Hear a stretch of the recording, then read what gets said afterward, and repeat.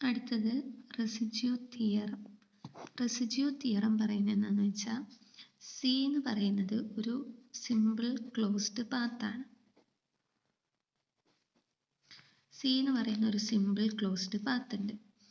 ഇനി ഒരു F of Z എന്ന് പറയുന്നത് ഒരു അനലിറ്റിക് ഫംഗ്ഷൻ ആണ്. ഈ ഫംഗ്ഷൻ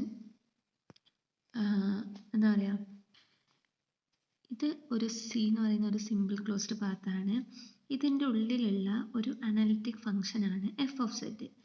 ഇനി ഇതിൻ്റെ ഉള്ളിലുള്ള കുറച്ച് points Z1, Z2 etcetera ZK choose ചെയ്ത് കഴിഞ്ഞാൽ അത് സിംഗുലർ പോയിന്റ്സ് ആണെങ്കിൽ, അതായത് അവിടെ ഫംഗ്ഷൻ അനലിറ്റിക് ആയിരിക്കില്ല.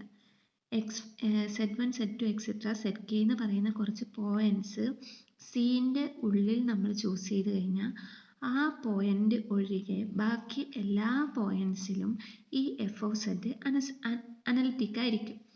അങ്ങനെയാണെങ്കിൽ നമ്മൾ ഈ ഫംഗ്ഷൻ്റെ ഇൻ്റഗ്രൽ എടുത്തു കഴിഞ്ഞാൽ F of Z D Z എന്ന് പറയുന്നത് 2πi into summation j equal to 1 to k residue z equal to zj F of സെഡിനോട് ഈക്വൽ ആയിരിക്കും. റെസിഡ്യൂ തിയറം പറയുന്നത് സി ഒരു സിമ്പിൾ ക്ലോസ്ഡ് പാത്താണ്.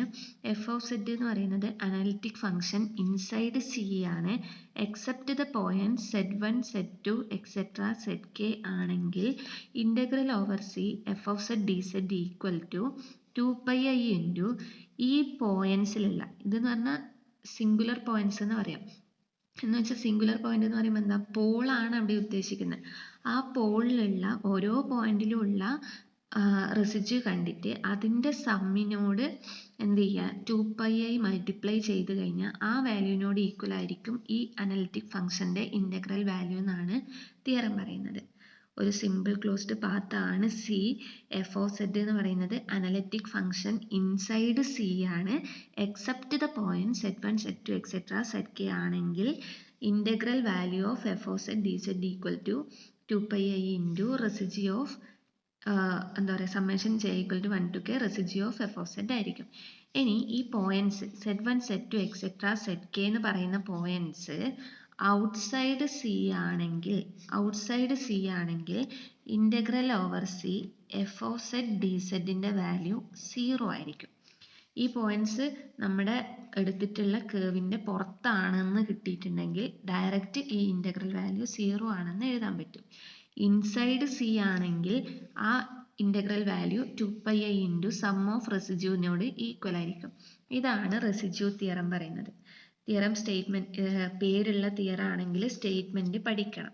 എന്ന് വെച്ചാൽ C be a simple closed path and let F of Z be analytic except the points Z1, Z2 etcetera ZK which are singular points in C, then the integral of f of z dz equal to 2πi into summation j equal to 1 to k residue of z equal to zj f of z. ഇതൊരു നോട്ടാണ്. ഇനി Z1, Z2 etcetera ZK എന്ന് പറയുന്നത് outside C ആണെങ്കിൽ integral over C F of Z D സെഡിൻ്റെ value 0 ആയിരിക്കും.